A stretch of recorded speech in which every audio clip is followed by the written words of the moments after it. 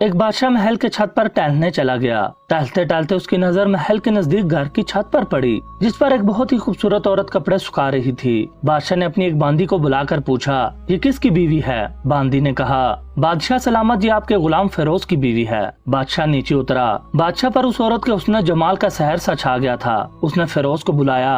فیروز حاضر ہوا تو بادشاہ نے کہا، فیروز، ہمارا ایک کام ہے، ہمارا یہ خط فلاں ملک کے بادشاہ کو دے آؤ اور اس کا جواب بھی ان سے لے آنا۔ فیروز اس خط کو لے کر گھر واپس آ گیا۔ خط کو اپنے تکیے کے نیچے رکھ دیا، سفر کا سامان تیار کیا اور رات گھر میں گزاری اور صبح منزل مقصود پر روانہ ہو گیا۔ اس بات سے لا علم کے بادشاہ نے اس کے ساتھ کیا چال چلی ہے۔ ادھر فیروز جیسے ہی نظروں سے اوجھل ہوا، بادشاہ چپکے سے فیروز کے گھر پہنچا اور آہستہ سے فیروز کے گھر کا دروازہ کھٹکھٹایا۔ فیروز کی بیوی نے پوچھا، کون ہے؟ بادشاہ نے کہا، میں بادشاہ ہوں، تمہارے شور کا مالک۔ تو اس نے دروازہ کھولا۔ بادشاہ اندر آ کر بیٹھ گیا۔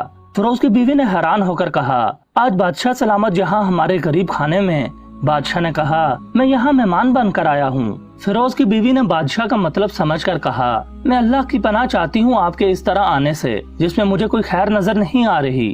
بادشاہ نے غصے میں کہا، اے لڑکی، کیا کہہ رہی ہو تم؟ شاید تم نے مجھے پہچانا نہیں، میں بادشاہ ہوں، تمہارے شور کا مالک۔ فیروز کی بیوی نے کہا، بادشاہ سلامت، میں جانتی ہوں کہ آپ ہی بادشاہ ہیں، لیکن بزرگ کہہ گئے ہیں، شیر کو اگرچہ جتنی بھی تیز بھوک لگی ہو لیکن وہ مردار تو نہیں کھانا شروع کر دیتا۔ اور فیروز کی بیوی نے کہا، بادشاہ سلامت، تم اس کٹورے میں پانی پینے آ گئے ہو جس میں تمہارے کتے نے پانی پیا ہے۔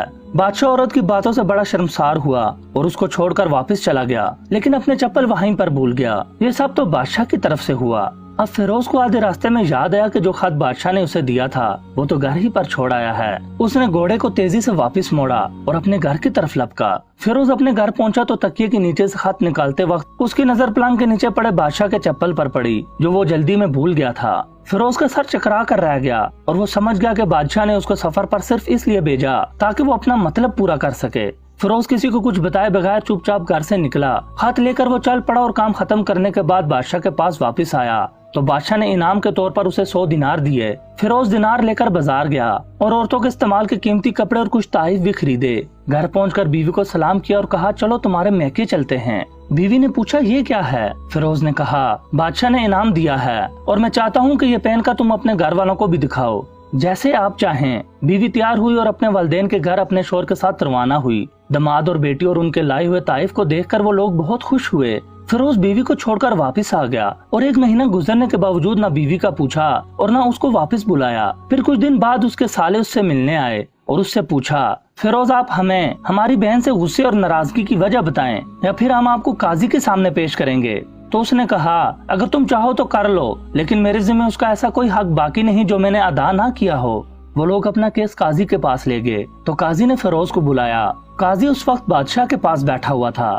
لڑکی کے بھائیوں نے کہا، اللہ بادشاہ کو سلامت رکھے اور قاضی کو قائم و دائم رکھے۔ قاضی صاحب، ہم نے ایک سرسبز باغ، درخت پھلوں سے بھرے ہوئے اور ساتھ میں میٹھے پانی کا کنواں اس شخص کے حوالے میں دیا تو اس شخص نے ہمارا باغ اجاڑ دیا، سارے پھل کھا لیے، درخت کاٹ لیے اور کنویں کو خراب کر کے بند کر دیا۔ قاضی نے فیروز کی طرف متوجہ ہو کر پوچھا، ہاں تو لڑکے تم کیا کہتے ہو اس بارے میں؟ فیروز نے کہا، قاضی صاحب، جو باغ مجھے دیا گیا تھا وہ اس سے بہتر حالت میں نے انہیں واپس کیا ہے۔ قاضی نے پوچھا، کیا اس نے باغ تمہارے حوالے ویسی ہی حالت واپس کیا ہے جیسے پہلے تھا؟ انہوں نے کہا، ہاں ویسی ہی حالت میں واپس کیا ہے، لیکن ہم اس سے باغ واپس کرنے کی وجہ پوچھنا چاہتے ہیں۔ قاضی نے فیروز سے پوچھا، ہاں فیروز، تم کیا کہنا چاہتے ہو اس بارے میں؟ فیروز نے کہا، قاضی صاحب، میں نے باغ کسی بغض یا نفرت کی وجہ سے نہیں چھوڑا، بلکہ اس لیے چھوڑا کہ ایک دن میں باغ میں آیا تو اس میں نے شیر کے پنجوں کے نشان دیکھے تو مجھے خوف ہوا کہ شیر مجھے کھا جائے گا، اس لیے شیر کے اکرام کی وجہ سے میں نے باغ میں جانا بند کر دیا۔